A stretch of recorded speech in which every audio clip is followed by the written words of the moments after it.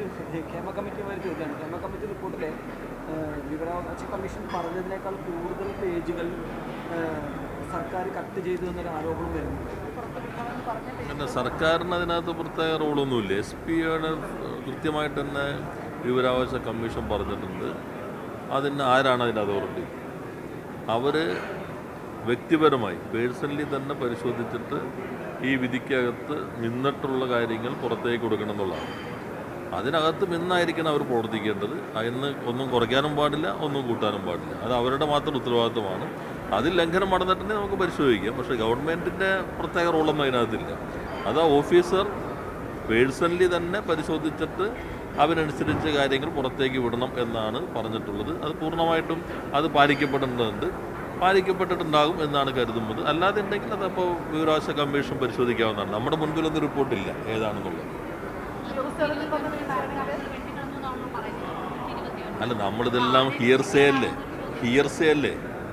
ആദ്യത് അവരാണ് ചുമതലപ്പെടുത്തിയിട്ടുള്ളത്. സ്വാഭാവികമായിട്ട് അവർ ആ ഉത്തരവ് നടപ്പിലാക്കാൻ ബാധ്യതയുള്ള ആളാണ്. ഉത്തരവ് നടപ്പിലാക്കപ്പെട്ടിട്ടുണ്ടാകും. നമുക്കറിയില്ല ഈ പറഞ്ഞ ഇൻ്റർപ്രിട്ടേഷൻ എങ്ങനെയാണ്. സ്വകാര്യതയെ മാനിക്കുന്ന ഭാഗങ്ങൾ, പേരുകൾ വരും, ഇതെല്ലാം തന്നെ ഒഴിവാക്കണം എന്ന് പറഞ്ഞിരിക്കുമ്പോൾ അവർ വ്യക്തിപരമായി പരിശോധിച്ച് തീരുമാനമെടുക്കാനാണ്. അപ്പോൾ നമുക്കറിയില്ല ഇത് ഒഴിവാക്കിയത് ഏത് ഭാഗമാണ്, എങ്ങനെയാണെന്ന് നമുക്കറിയില്ലല്ലോ. അത് അവരെ സംബന്ധിച്ച് ഉത്തരവാദിത്വമാണ്. അതിപ്പോൾ കോടതിയുടെ മുൻപിലുണ്ടല്ലോ, മുഴുവൻ റിപ്പോർട്ടും കോടതിയുടെ മുൻപിലേക്ക് വരും. അതോടൊപ്പം തന്നെ ഇതിനകത്ത് ലംഘിക്കപ്പെട്ടിട്ടുണ്ടെങ്കിൽ അതപ്പോൾ പരിശോധിക്കാൻ കഴിയില്ല. നമ്മുടെ മുൻപിലില്ല അത്. നിങ്ങൾ ആ വിധി വായിച്ചോ, കൃത്യമായിട്ട് വായിക്കുമ്പോൾ അറിയാമല്ലോ. ഒരു ആളെ ചുമതലപ്പെടുത്തിയിട്ടുണ്ട്, എന്താണ് അയാൾ ചെയ്യേണ്ടത് എന്നും വ്യക്തമാക്കിയിട്ടുണ്ട്. അത് ആളുടെ മാത്രം ഉത്തരവാദിത്തമാണ്. ആ ഉത്തരവാദിത്വം നടപ്പിലാക്കിയിട്ടുണ്ടല്ലോ എന്ന് ആ സംവിധാനത്തെ പരിശോധിക്കുക. കാരണം നമ്മൾ റിപ്പോർട്ട് നോക്കുന്നില്ല.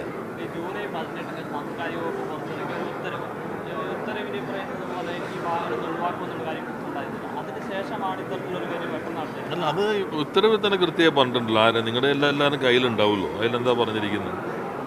അതിൽ പറഞ്ഞിരിക്കുന്നത് while providing attested copies of Justice K. Hema Committee report, the SPIO should ensure that അവരുടെ ഉത്തരവാദിത്തമാണ്, SPIയുടെ ഉത്തരവാദിത്തമാണ്, that materials do not lead to the identification of individuals referenced in the said report on or compromise their privacy. ഇത് അവരാണ് തീരുമാനിക്കേണ്ടത്. അതിന് മുകളിൽ തന്നെ പറയുന്നുണ്ട് ഇവരുടെ വ്യക്തിപരമായ ഉത്തരവാദിത്തമാണ്. To make operation report to identify and sever information that is exempt from disclosure. SPO should issue a notice. എല്ലാ കാര്യങ്ങളും അതിനകത്ത് വിസ്തരിക്കുന്നുണ്ട്. അപ്പോൾ SPOയുടെ ഉത്തരവാദിത്തമായിട്ട് കൃത്യമായിട്ട് ഫിക്സ് ചെയ്തിട്ടുണ്ട് എന്താണ് ചെയ്യേണ്ടതെന്നുള്ളത്. അവരാണ് പരിശോധിച്ചിട്ട് നടപ്പിലാതെ ഏത് ഭാഗമാണ് പ്രൈവസിയെ ബാധിക്കുന്നത്, ഏത് ഭാഗമാണ് ഈ പറഞ്ഞ വിധിക്കകത്ത് നിൽക്കുന്നത്. അതിൽ നിന്ന് ഒരു ഇഞ്ച് അവർ അങ്ങോട്ടും പോകാൻ പാടില്ല, ഇങ്ങോട്ടും പോകാൻ പാടില്ല. അത് പൂർണ്ണമായിട്ടും പാലിക്കപ്പെടണം. സർക്കാർ വിളിച്ച കോൺക്ലേവിനെതിരെ പ്രതിപക്ഷം പ്രതിഷേധമായിരുന്നു. അതല്ല ഇന്നലെ വ്യക്തമാക്കിയതല്ലേ. ആ ഭാഗമെല്ലാം പറഞ്ഞു. ഞാൻ ഇപ്പോൾ മുമ്പിൽ വന്ന കാര്യത്തിൽ ഒരു കാര്യം പറഞ്ഞതേ ഉള്ളൂ. പ്രതിപക്ഷം ആവശ്യപ്പെടുന്ന ഒരു കാര്യം അതിനകത്ത് ഇന്ന് തന്നെ മലയാള മനോരമയിൽ നമ്മൾ കാണുന്നില്ലല്ലോ. മനോരമയിൽ തന്നെ പറയുന്നുണ്ട് ഒരാളുടെയും ഒപ്പില്ല, മൊഴികളൊന്നും ഒപ്പിട്ടിട്ടില്ല. ഇന്ന് മനോരമ പത്രത്തിൽ ഞാൻ വായിക്കേണ്ടത് നമ്മളിത് കാണുന്നില്ലല്ലോ. അപ്പോൾ യഥാർത്ഥത്തിൽ ആദ്യം കേട്ട ആൾ ജസ്റ്റിസ് ഹേമയാണല്ലോ. അവരല്ലേ ഇതാദ്യം ഇൻഫോം ചെയ്യേണ്ടത്. ഇപ്പോൾ പറയുന്ന പോലെ ഇന്ന് മന്ത്രി ഇൻഫോം ചെയ്യും. അപ്പോൾ അവർ നമ്മുടെ നിലപാട് വളരെ വ്യക്തമാണ്.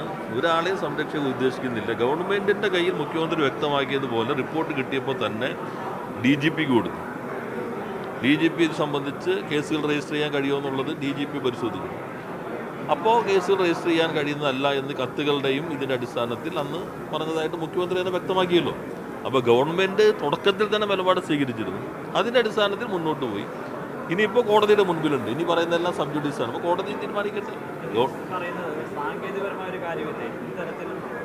അല്ല, നിയമപരമായ കാര്യം.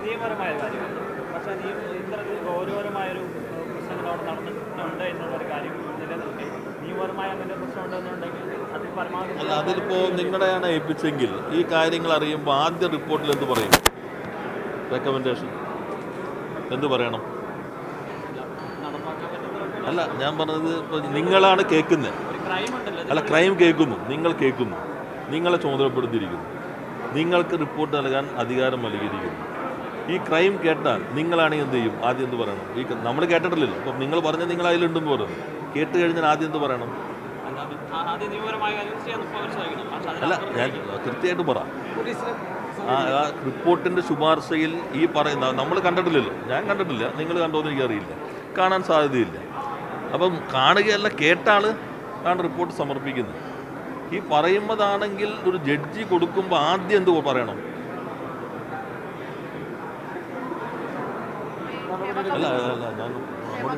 അല്ല ഞാൻ പറയുന്നില്ല വീഴ്ച ഇത് കിട്ടിയല്ലോ നമുക്കറിയില്ലല്ലോ. ഞാൻ പറയുമ്പോൾ നമ്മളാണ് ഇത് ഈ നിങ്ങൾ പറയുന്നത് പോലെ ആണോ ഇല്ലയോ നമുക്കറിയില്ലല്ലോ. ഞാൻ പറഞ്ഞത് അത് സംബന്ധിച്ച് സാധാരണഗതിയിൽ വരുന്നത് അങ്ങനെ ഉണ്ടെങ്കിൽ ഇത് സംബന്ധിച്ച് കേസെടുത്ത് അന്വേഷിക്കണം എന്ന് സാധാരണഗതിയിൽ ഇപ്പോൾ നമ്മളെല്ലാം ചുമതലപ്പെടുത്തുകയാണെങ്കിൽ, ഇങ്ങനെ നിങ്ങൾ പറയുന്ന പുറത്തു വരുന്നതനുസരിച്ചുള്ള കാര്യങ്ങളാണ് മുൻപിലെങ്കിൽ നമുക്കറിയില്ല.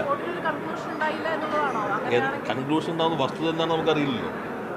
കൺക്ലൂഷൻ വേണോ ഇല്ലയോ നമ്മൾ പറയുന്ന വസ്തുത നമുക്കറിയില്ലല്ലോ, അവർക്കല്ലേ അറിയുള്ളൂ. അപ്പോൾ അവരെ സംബന്ധിച്ച് ഇതാണ് ശരിയെന്ന നിഗമനത്തിൽ ജസ്റ്റിസ് ഹേമയെ പോലൊരാൾ സാധാരണഗതിയിൽ അങ്ങനെയാണെങ്കിൽ അവരത് ശുപാർശ കൊടുക്കേണ്ടതാണല്ലോ.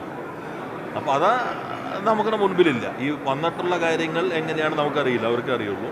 ശുപാർശകൾ എന്തായാലും കണ്ടിട്ടില്ല. ഗവൺമെൻറ്റിന് ഇപ്പോൾ ഒരാളെ രക്ഷിക്കാനില്ല, ഒരാളെയും ഇതിനകത്ത് എന്തെങ്കിലും തെറ്റ് ചെയ്തിട്ട് ഒരാളെ രക്ഷിക്കാൻ ഗവൺമെൻറ് ഉദ്ദേശിക്കുന്നില്ല. നേരത്തെ തന്നെ മുഖ്യമന്ത്രി അസന്നിഗ്ധമായി വ്യക്തമാക്കിയിട്ടുണ്ട്. ഇപ്പോൾ കോടതിയുടെ മുൻപിൽ നിൽക്കുന്നത് കൊണ്ട് ഇനിയിപ്പോൾ എല്ലാം കോടതിയുടെ നിർദ്ദേശങ്ങൾക്കനുസരിച്ച് നമുക്ക് കാര്യങ്ങൾ നോക്കാം.